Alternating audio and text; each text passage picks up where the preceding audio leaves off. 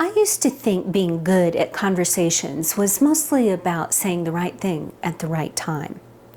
What I've learned is that it is often more about feel than words, about sensing what is happening inside while the conversation is unfolding. I keep thinking about it like learning to drive a stick shift.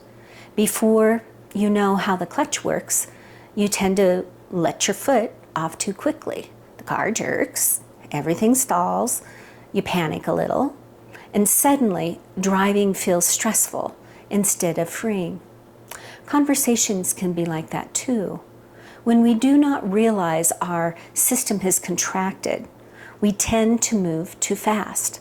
We let our foot off the clutch before we're ready. We push the gas too hard or not at all, and the conversation stalls. If instead you stay tuned into how it feels inside, you move more slowly. You learn how much gas to give. You ease your foot off the clutch bit by bit. That pacing matters because when conversations stall, over and over again, something else happens. We start to distrust ourselves. We begin to fear conversations that include a different perspective, preferences, or points of view. We tighten around what we think is right, and in doing so, we make the other person wrong.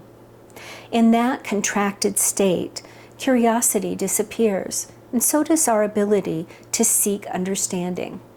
And yet, curiosity is exactly what is needed. It is the same thing we needed when we were learning to drive. Patience, practice, attention to feel, rather than force.